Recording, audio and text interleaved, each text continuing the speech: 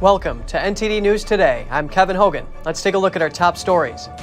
Washington taking steps to try to fix the baby formula shortage while moms take it into their own hands and help each other out. A winner in Pennsylvania's Republican Senate primary is yet to be determined, and results in Oregon's primary are being delayed. Find out what's holding them up. The New York Attorney General is investigating social media platforms used by the Buffalo mass shooting suspect to plan and live stream the attack.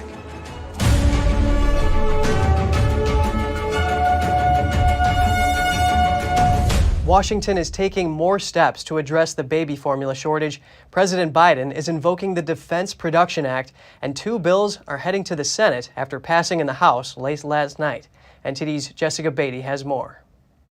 As desperate parents struggle to feed their babies, the government is taking more action to help. When I get to work in the morning, I look for formula. When we're finally sitting on the couch for an hour at night, we're looking for formula. President Biden Wednesday invoked the Defense Production Act to help formula makers get ingredients more quickly.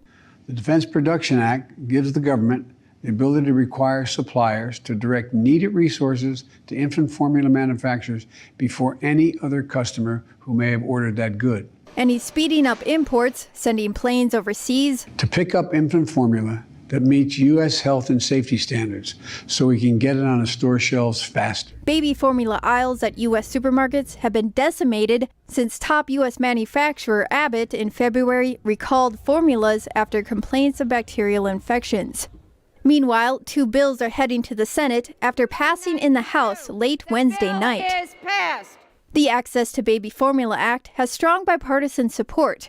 It would allow low-income families to use their WIC benefits to buy more brands. WIC families purchase about half the formula in the U.S. Right now, they're limited to certain brands, including Abbott. It supplies 89% of infants who are covered under WIC. If we can't find it in the stores, then we lose our benefit. The second bill would provide $28 million in emergency funding to the FDA. Part of it would pay for more FDA inspectors at formula plants. Republicans objected to this bill. House Minority Whip Steve Scalise said it doesn't resolve the issue. It simply throws more money at the FDA. Criticism's growing about how long it took Washington to act, since Abbott's plant shut down in February. Abbott said Monday that after FDA approval, it could restart the plant within 2 weeks, and it'd take another 6 to 8 weeks for the product to reach store shelves. Jessica Beatty, NTD News. Some U.S. mothers are hitting dead ends trying to find formula for their babies, and some of them are turning to other moms for help. Here's the story. Like many parents, Heather Nicholas is terrified, searching and searching near her home in Wesley Chapel, Florida, for baby formula for her 5-month-old son, Roman. I don't have the formula that I need, so your mind doesn't stop thinking about it, especially at night. I hate to say. I've lost a lot of sleep. Desperate, Heather turned to social media. I had other local breastfeeding mothers who came to me and they were like, listen, there's these groups. And in one of those groups, someone not too far away saw her plea. I have so much of a supply that I have a deep freezer that is absolutely full of milk. Callie Ayers, mom to 5-month-old Elizabeth, has pumped so much extra milk that she wants to give it away to other moms. Putting myself into the shoes of those mothers is really what motivated me. I can't imagine how scary that would be. So last week, Heather and Callie decided to meet in the parking lot of a nearby grocery store. Nice to meet you. I brought you a lot. This is full. I think I could tell that she was very stressed out, trying to figure out how to feed her baby, so I could just see the stress lift off of her. I'm going to try not to cry right now. You can cry. I'm super emotional this week. Oh, can I give you a hug? Yes, you can. I was in your shoes when my baby was first born. Heather and Callie aren't the only ones doing this. Facebook, full of parents sharing breast milk with one another.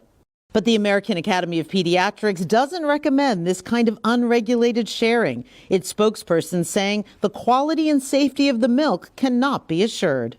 you're not going through the process of getting that breast milk screened for infectious diseases or getting screened for things like drugs. You also don't know how old that breast milk is. You don't know what the process has been to keep it refrigerated. Heather says she feels comfortable with Callie. She was upfront about her situation and her lifestyle, her diet, all sorts of things. And was relieved to give Roman his first bottle of Callie's milk. The CDC announced Wednesday it's investigating 180 cases of unexplained severe hepatitis in kids from 36 states. That's up since the CDC's last update 2 weeks ago, when the number of cases under investigation was 109 in 25 states. The cases date back to October 2021. According to the CDC, most of the children are under the age of 5, and nearly all have been hospitalized. About 15 needed liver transplants, and 5 of the children have died. However, there have been no deaths since February.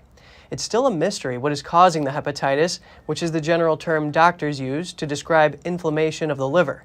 Investigators say there may not be a single cause for it, but they have discovered that more than half of the children tested positive for adenovirus. That's a common virus that normally causes respiratory symptoms and upset stomach. A single case of the rare but serious monkeypox virus has been confirmed in Massachusetts. Recent cases in the United Kingdom, Spain, and Portugal have been linked to men who have sex with other men.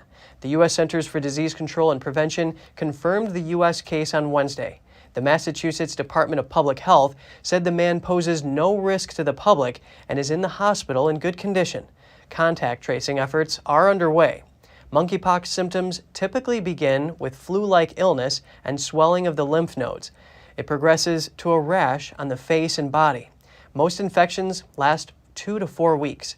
The Massachusetts Department of Public Health says the virus does not easily spread between people, but it is advising clinicians to consider a diagnosis of monkeypox in people who have an otherwise unexplained rash, traveled overseas in the last 30 days to places with confirmed or suspected cases, have had contact with confirmed or suspected cases, or if the patient is a man who reports sexual contact with other men.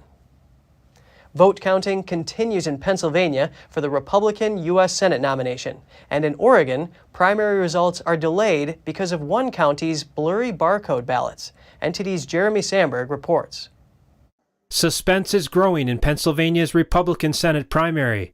Mail-in ballots continue to be counted as celebrity Dr. Mehmet Oz and businessman David McCormick await the results in a race too close to call.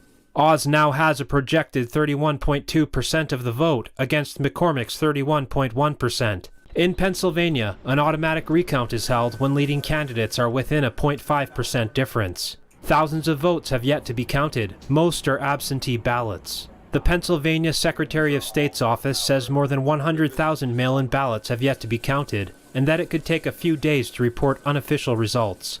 Around 20% of mail-in ballots counted in the Senate race so far were for the Republican Party, suggesting there could be over 20,000 more Republican votes. Trump-endorsed Oz is being urged to declare victory by the former president.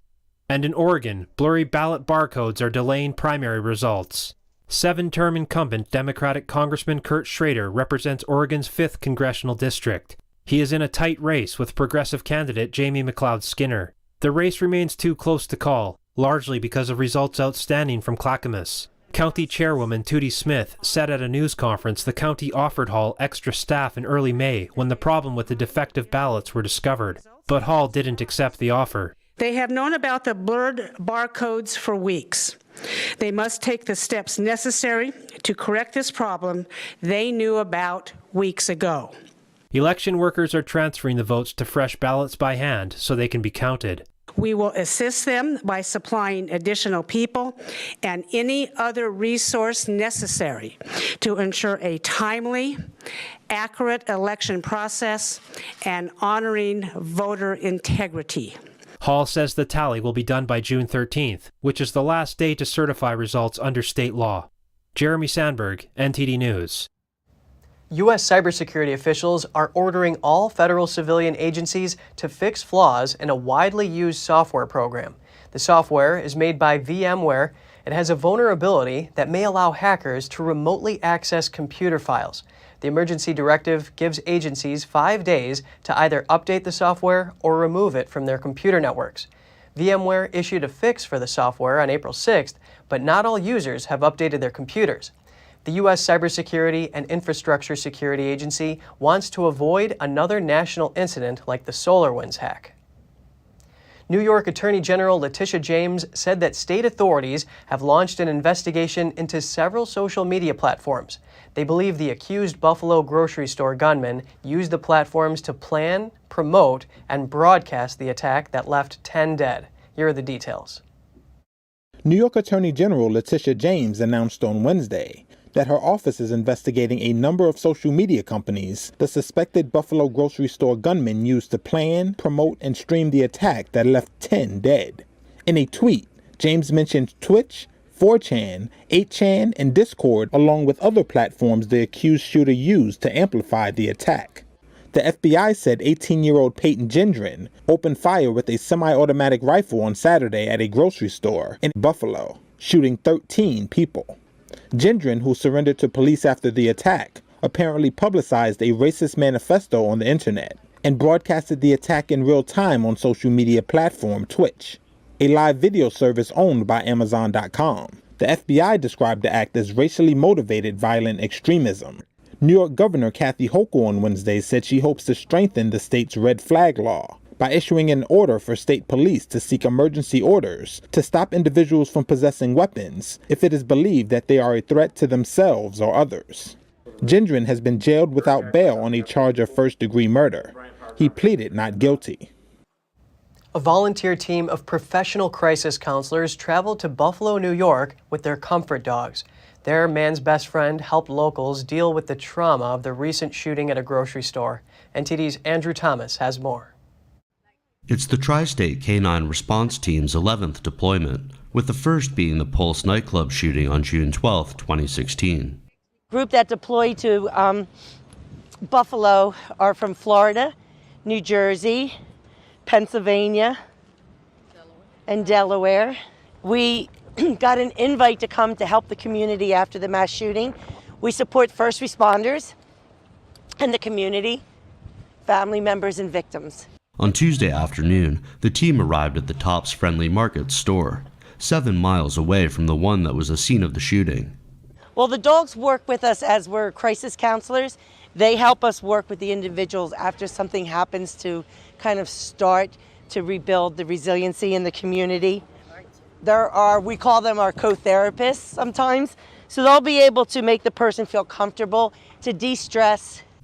The Tri-State Canine Response Team is staying in Buffalo at least until Friday, Campbell said. It's raising money for this month for Mental Health Awareness Month, so that it is able to travel when it is needed. The dogs that we work with are non-judgmental. They'll be able to meet the person after something traumatic has happened, to be able to help them de-stress, to be able to give them support in a time where they need to be able to start to communicate and discuss how they're feeling and what they've gone through. 18-year-old Peyton Gendron is accused of shooting 13 and killing 10 in a predominantly African-American neighborhood of Buffalo on Saturday. Authorities say he carried out an act of racially motivated violent extremism on Saturday at the Tops Friendly Market. Gendron has been jailed without bail on a charge of first-degree murder. He pleaded not guilty. Andrew Thomas, NTD News. Members of the Buffalo Bills football team were at the scene of the deadly shooting at a supermarket over the weekend. They paid their respects to the victims and volunteered at one of many soup kitchens that popped up near the scene. Bills players arrived on 3 tour buses. They marched 2 blocks to the site of the attack wearing shirts with the words "Choose Love" above the Bills team logo. After laying flowers in front of the store, team members greeted fans and helped serve food at a food bank.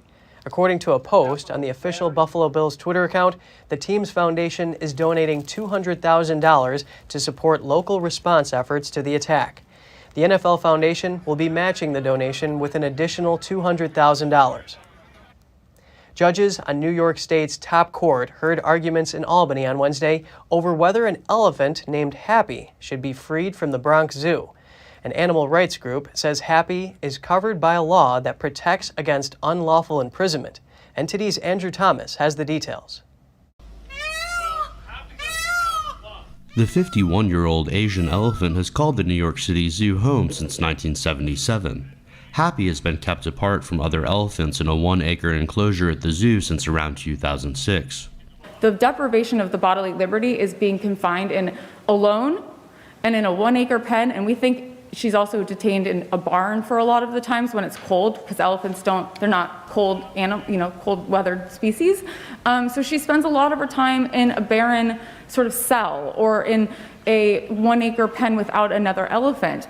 4 years ago, the Florida-based Non-Human Rights Project began asking New York courts to release Happy to one of 2 elephant sanctuaries in the United States, saying the animal was being illegally imprisoned. The group has said that Happy was entitled to habeas corpus. New York's habeas corpus law does not define person, and the group said Happy should be recognized as one. That the scientists are unanimous that elephants aren't just autonomous, but they're also cognitively complex, emotionally intelligent, altruistic, highly communicative, and, of course, autonomous. The Court of Appeals session was meant to address if an elephant is entitled to habeas corpus, after 2 lower courts sided with the Bronx Zoo. So does that mean that I couldn't keep a dog? I mean, dogs can memorize words, and I think most people who have dogs or any kind of domesticated pet that way would say that they feel there's a special connection and a bond. The Court of Appeals did not specify when it would rule. Andrew Thomas, NTD News. Convicted pharmaceutical executive Martin Shkreli was freed from prison after serving much of a 7-year prison sentence. He was accused of lying to hedge fund investors and cheating investors in a drug company. The former investor became known as Pharma Bro.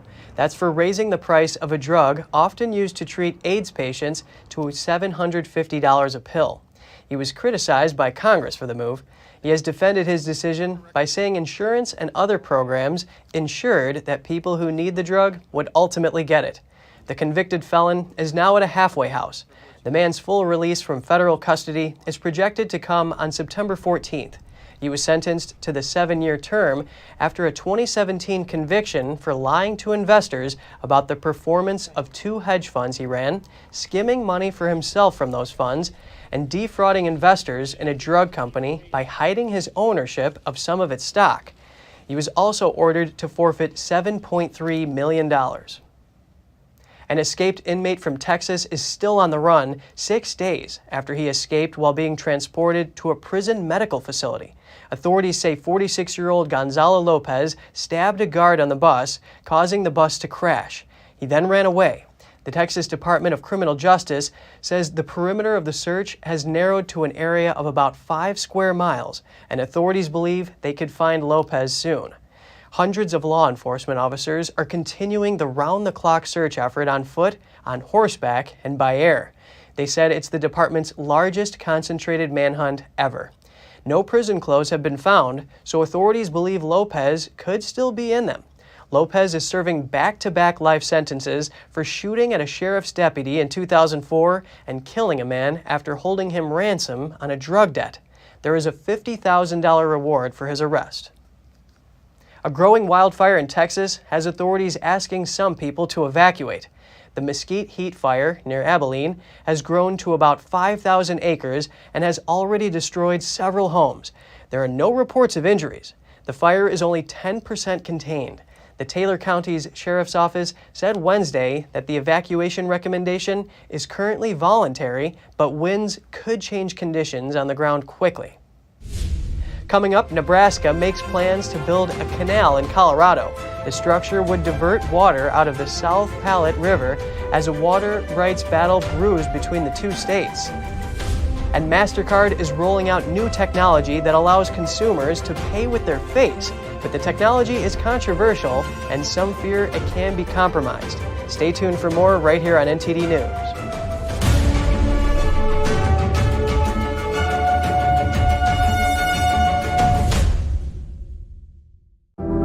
Secure, the true solution for your digital privacy and security.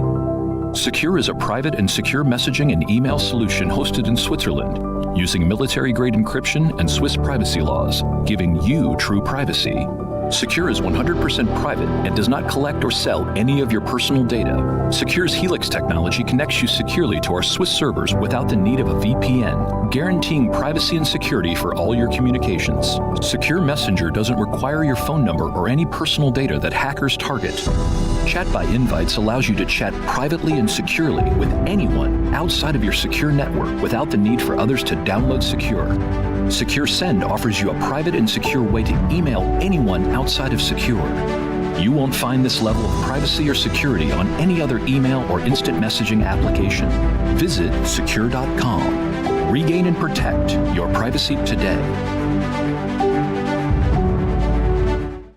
Hello, I'm Mike Lindell, inventor of MyPillow. Thanks to your support, you've helped make MyPillow become one of the fastest growing companies in America. Over the last 12 years, you've helped MyPillow create thousands of jobs right here in the USA. When I got MyPillow, I'm asleep almost immediately. I stay asleep at night and I wake up more well-rested in the morning. That's why I invented MyPillow. My patented fill adjusts to your exact individual needs and helps keep your neck supported and aligned. I'm interrupting this commercial to bring you my BOGO extravaganza. For example, you get one of my Giza Dream bed sheets and you get a second set absolutely free. Or my 6-piece towel sets. Buy one set, get another one absolutely free. Or get my classic premium MyPillow and get another one absolutely free. So call the number on your screen or go to mypillow.com and use your promo code to get my buy one, get one free offers and get deep discounts on all MyPillow products.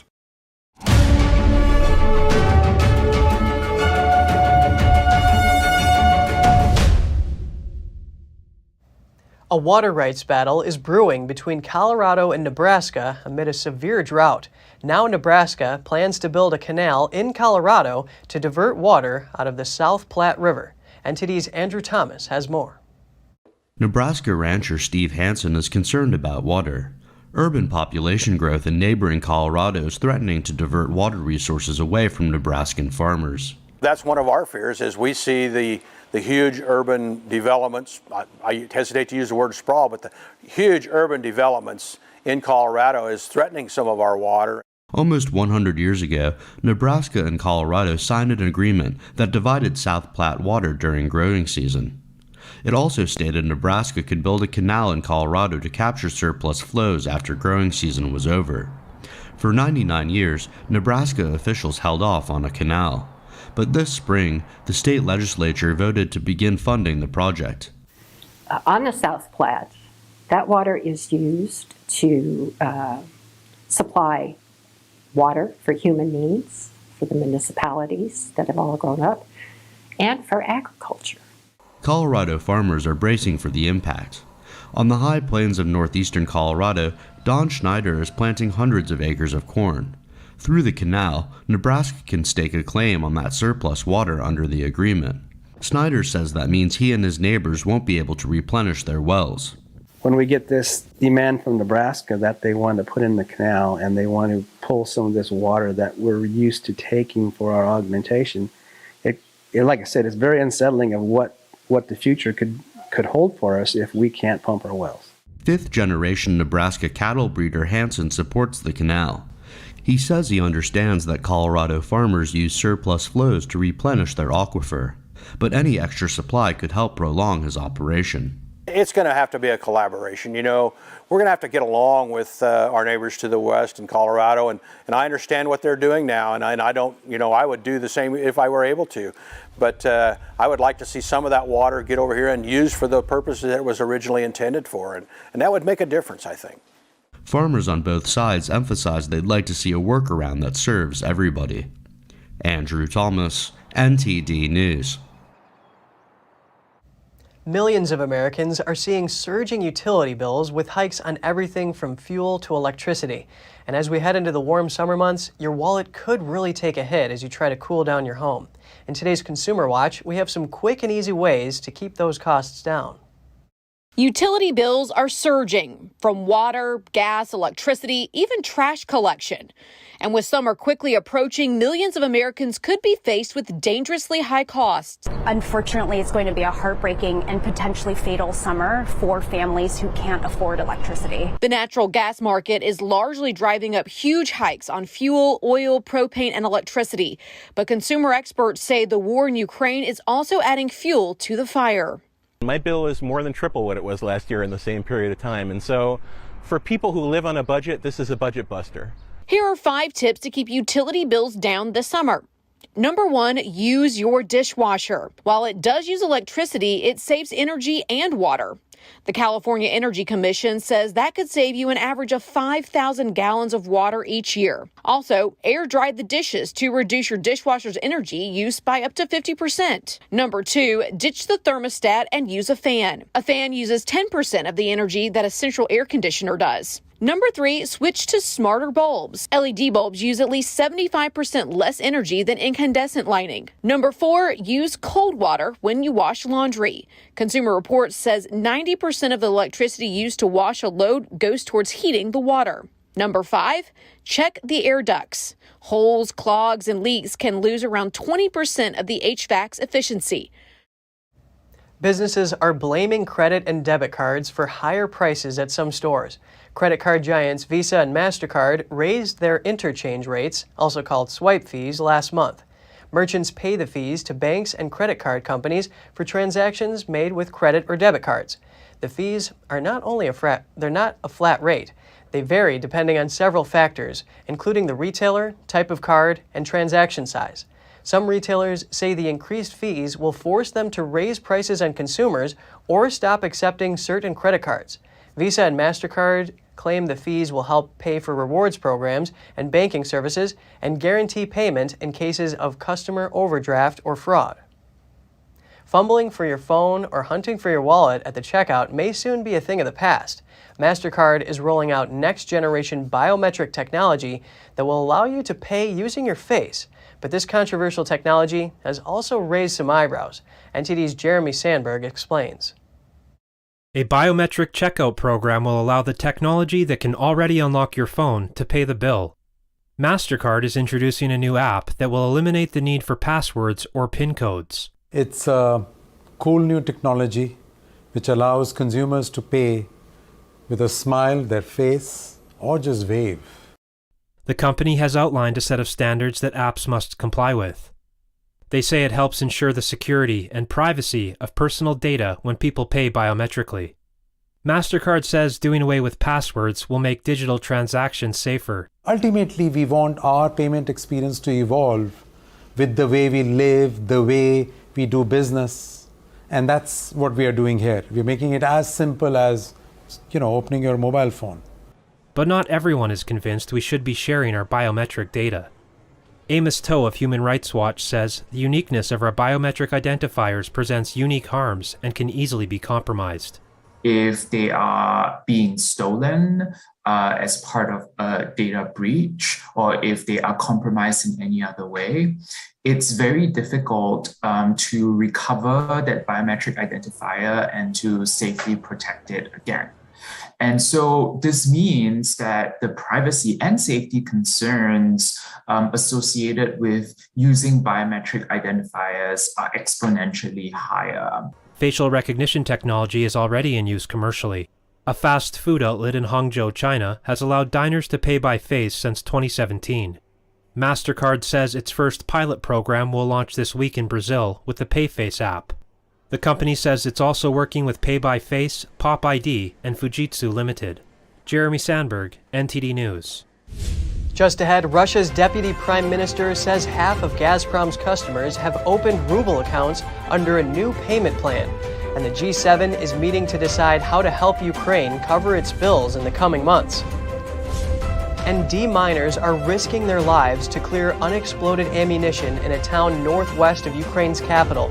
There, the Russians have pulled out, but the crisis continues. All that and more after this short break.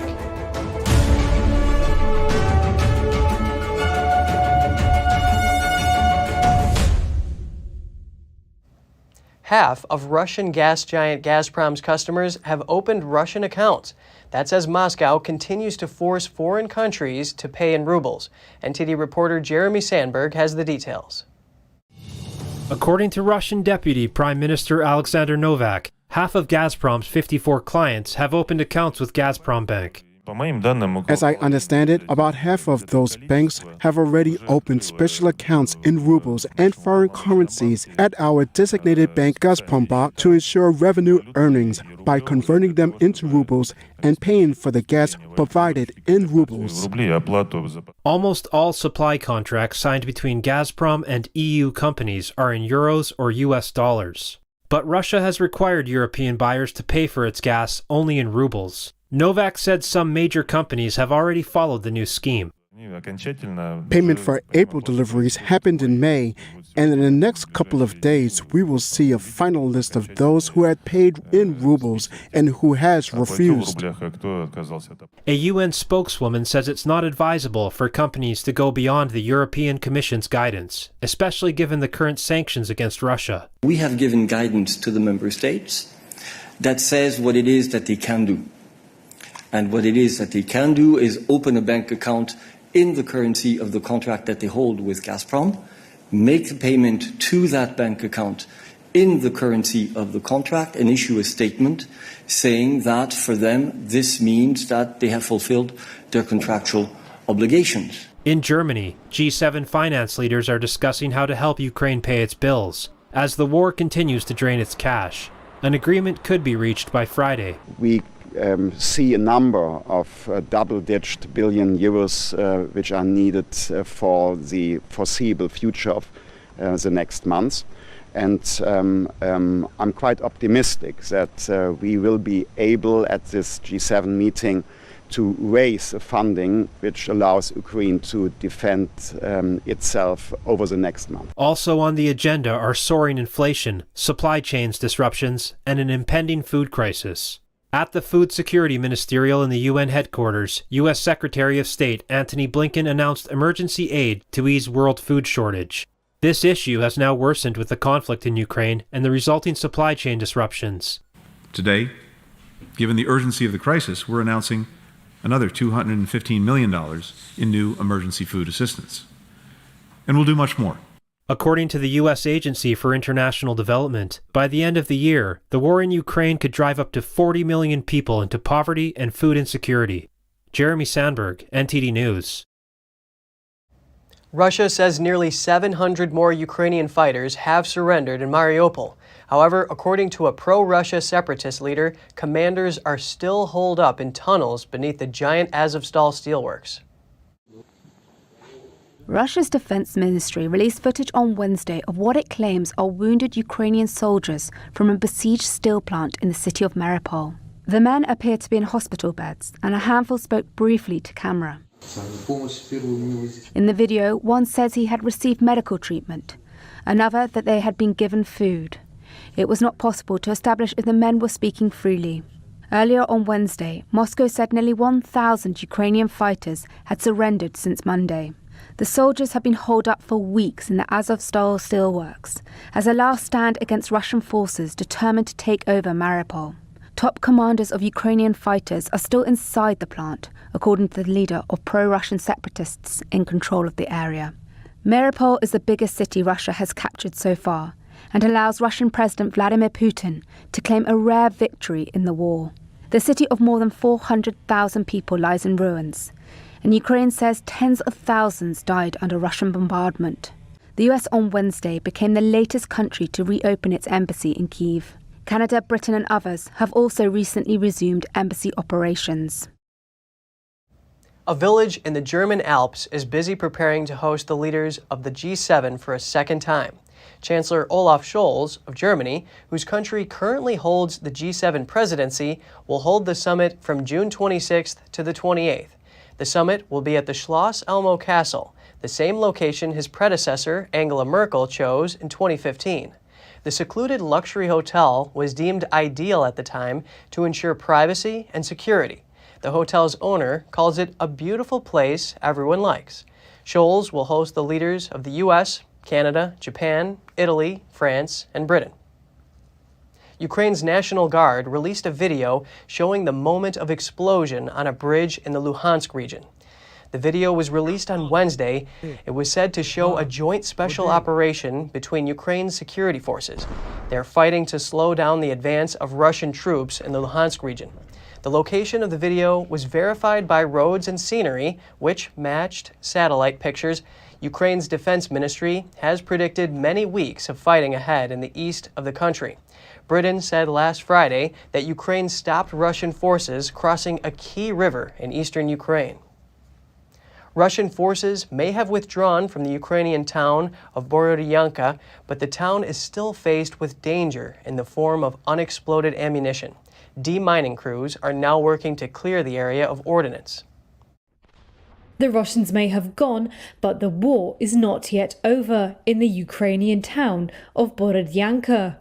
Fields outside the town are littered with unexploded ordnance. Clearing them up is a dangerous job. The ammunition can be unpredictable and can explode at any minute. But deminer Vladislav Vikul says someone has to do it. How do I say it? We're afraid all the time, but you have to do the job, because every ordnance and mine that we take out is at least one saved life. We have to do it. It's our job, our duty. Located northwest of the Ukrainian capital, Borodyanka was bombarded by Russian shelling during their failed onslaught on Kyiv in the early stages of the invasion.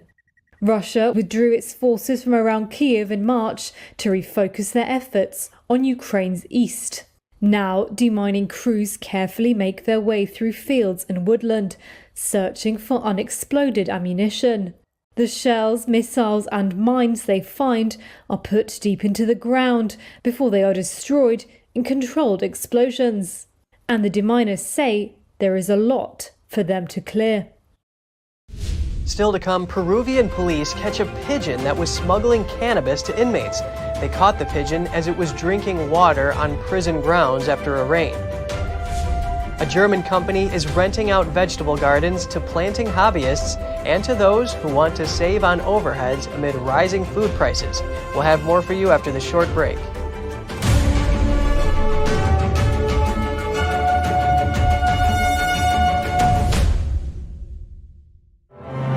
See China before communism. Behold a splendid culture reborn, filled with beauty, majesty, and a powerful message of hope. Come see the performance that has touched the hearts of millions. Live on stage. Coming to Jones Hall, June 3rd through the 5th. ShenYun.com/Houston, 877-663-7469. It's just clear as day. The media, whether it's broadcast, cable, or print media, has become extremely biased. And I started looking online for alternative ways to get information. And I saw an ad for a free trial. And I looked at it and I said, Epoch Times. I mean, come on, this is end of days type of stuff. I mean, what are they going to be talking about here? And I said, well, it's a free trial. Let me dig in. Is it giving me both sides? Is it giving me an objective point of view here? I have looked for opportunities to see where they might be biased, and I don't find it. It has given me a level of trust in media that I didn't think I'd ever get back. I love the Epoch Times because it has renewed my faith in the idea that a reliable, responsible, non-biased source of information is available. And I can say that I love it because of that.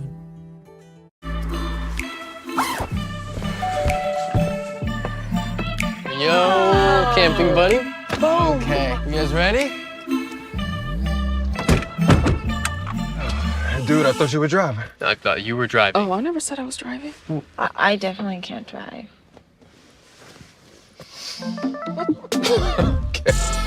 If you're high, just don't drive. It's illegal everywhere. If you feel different, you drive different.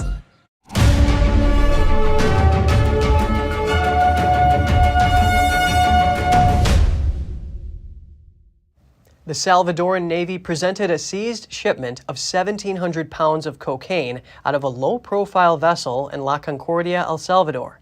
Authorities cited the low-profile vessel 560 miles outside the Salvadorian coast. When the authorities inspected the vessel, they found the drug packages hidden in the cargo carrying area in the vessel, one that can act almost like a submarine. El Salvador's Minister of Defense said 2 of the detainees are from Ecuador, while the 3rd detainee is a Colombian national. All detainees will be charged with illicit drug trafficking. El Salvador's security cabinet said the cocaine shipment found in the vessel has a value of $2.25 million and was possibly destined for the coast of the southern state of Oaxaca in Mexico. A pigeon smuggling cannabis into a Peruvian prison has been caught by police authorities. The winged Narco pigeon was intercepted as it landed on the grounds of the Huancayo prison to drink water in a puddle formed on the premises after the rains. When approaching the animal, the officers noticed it had a small package tied to its neck, and after capturing it, they observed it was a small bag made from light blue cloth wrapped with masking tape. The bird was carrying at least 1.05 ounces of marijuana, according to the police. The prison staff notified the public ministry to carry out investigations into the origin of the drug and the homing bird. Would you grow your own vegetables if you had the space and didn't have to do so much digging? A German company is providing these conditions and helping people save a little money. Pre-planted vegetable gardens became popular in Germany as a way to spend time during the pandemic. Soaring food prices are now driving demand again. It has definitely been developing very well in the last few years, and demand has increased. In the last 2 years, due to the coronavirus and now also due to the situation in Ukraine, food is getting more expensive. And if you rent a garden, of course you have the opportunity to provide for yourself to a certain extent. My Harvest rents out small plots of land across Germany for city dwellers to grow vegetables. This year, they have expanded their inventory by 15% to 3,500 plots. And the price? For about $240, you can get a plot of land over 500 square feet. And a brief introduction to tending your plot. It is not only affordable here, but you also could have fun at the same time. You could water your own plants and then see how, for example, tomatoes, potatoes, and so on grow, and then eat them yourself. Beginners are learning to water the radish and lettuce shoots that have poked out of the soil. Their first vegetables will be ready in about 4 weeks. Others may now be ready to try a second planting. It's worth it in the long run. I'm doing it for the second time now. I did it last year too, and last year I was looking for a hobby that was compatible with Corona and somehow found gardening quite cool. It depends how you do it. If you pre-plan after every harvest throughout the year, then this can also be noticed in the wallet. It depends on the motivation of everyone. The harvest also depends on the weather and how well the plants are cared for. One couple even managed to produce almost half a ton of vegetables in one season. The company says that vegetable growers can save between half and 2/3 of the cost of produce. Rome's urban vegetable gardens have seen a rise in applications to join after 2 years of the pandemic. The gardens remained open during the city's several lockdowns, providing a welcome break for people who were isolated in their homes. NTD's Andrew Thomas has more. Roman citizens have shown a renewed interest in green public areas. During the first period of the pandemic in Italy, almost every outdoor activity was prohibited. But urban vegetable gardens remained open and welcomed citizens who wanted a breath of fresh air. During the pandemic, something very interesting happened because everything was closed, including public parks. But since the urban vegetable gardens are something meant to be cultivated because it's city farming, in reality, they stayed open. Lots of people discovered these places because they were the only ones where one could walk and it was allowed to go because they were open and visible. The gardens also offer a way for Romans to socialize.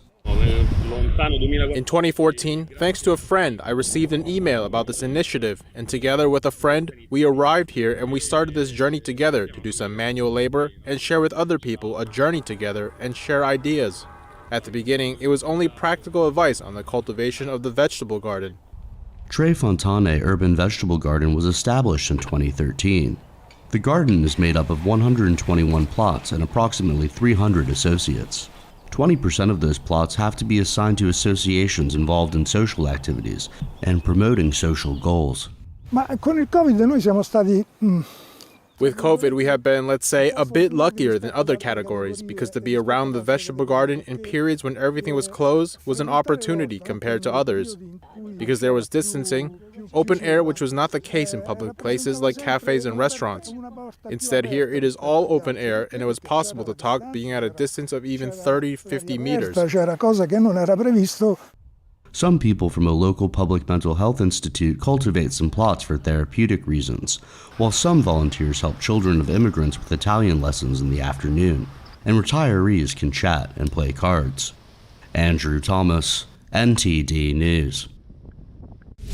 Coming up, a former mobster is set to go on tour in the UK to share the stories of his criminal past and how he ultimately walked away from the mafia. And Tom Cruise receives a special tribute at the Cannes Film Festival. His upcoming blockbuster, Top Gun Maverick, is a big ticket draw at this year's festival. Stay tuned for more right here on NTD News.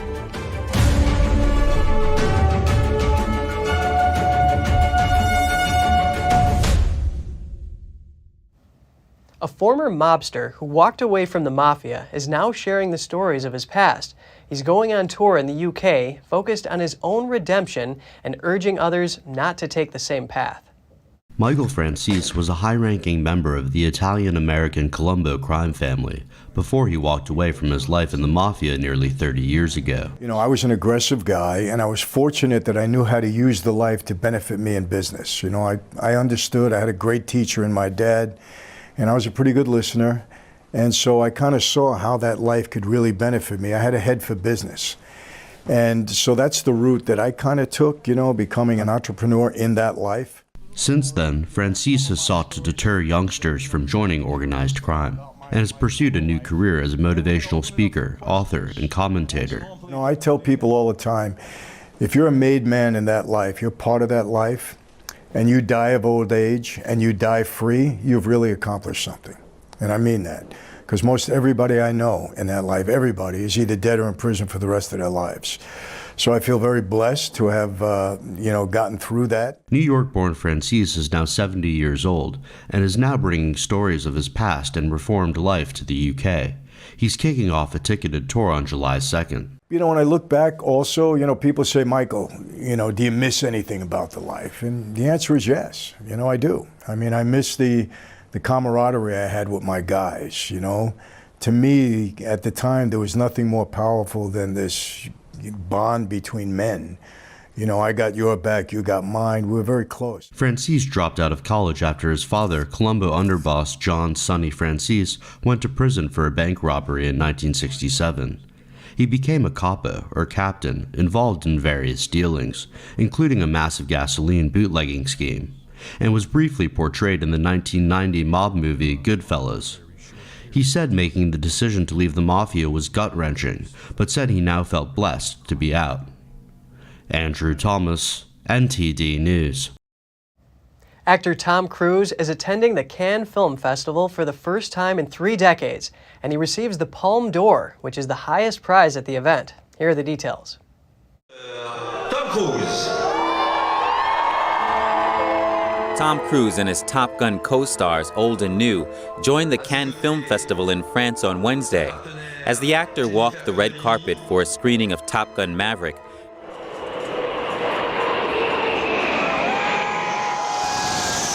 the French Air Force honored him with a special flyover.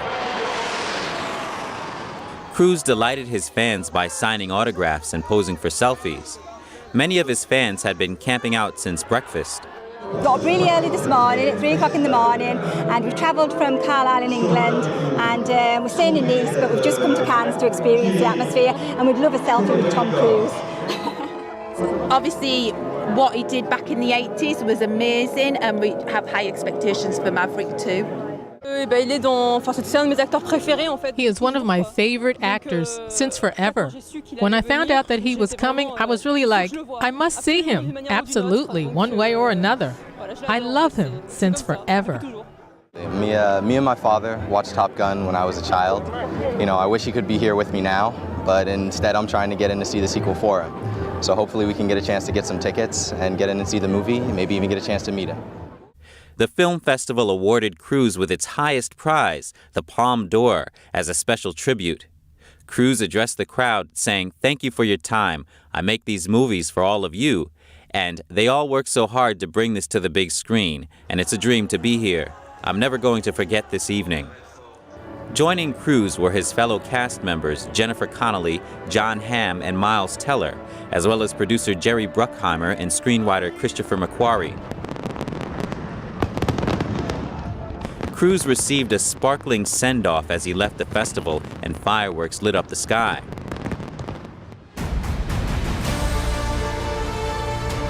Top Gun Maverick is a big-ticket draw at this year's festival. It is the sequel to the fighter jet blockbuster that came out in 1986. It will be in theaters next Friday, May 27th. The Cannes Film Festival runs from May 17th to the 28th. If you're vegan or considering going vegan, it's important to keep an eye on your vitamin and mineral intake. Here's Gina Marie with Strong Mind and Body and her tips on optimizing your health.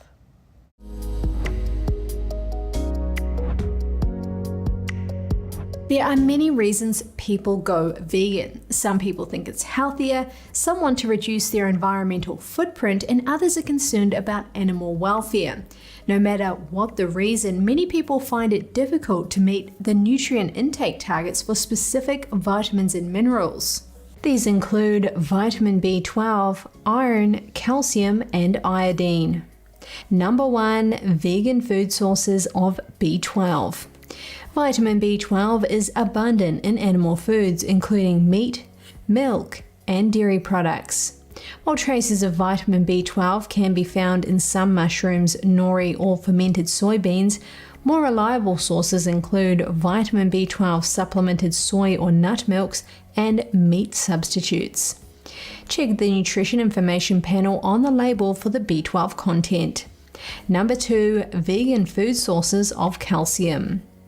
Although the richest sources of calcium are milk and milk-based foods, vegans can get calcium from tofu or bean curd, some fortified soy or nut beverages, nuts, seeds, legumes, and breakfast cereals. In a study of calcium intakes of 1,475 adults, vegans were below national recommendations. They also had lower calcium intakes compared with vegetarians, semi-vegetarians, pesco-vegetarians, and omnivores. Number 3, vegan food sources of iodine. Major sources of iodine are seafood, dairy products, and eggs. If you are vegan, consider iodized salt, commercial bread made using iodized salt, fortified soy or nut milks, check the product label, and seaweed. Number 4, vegan food sources of iron. Big contributors to iron intake are whole grain cereals, meats, chicken, and fish. If you are vegan, consider dark leafy greens, whole grain cereal and bread, beans, legumes, nuts, and seeds. Long-term vegans will also need to keep an eye on levels of vitamin D, omega-3 fat, and protein. A good strategy is to check in with your GP periodically to review your health and well-being. Also, be sure to see an accredited practicing dietitian. They can check whether you're getting all the nutrients you need. Thank you so much for joining us. We're going to put our email address on screen. We'd love to hear from you. For podcasters, that's news.today@ntd.com. Until next time, Kevin Hogan, NTD News, New York City.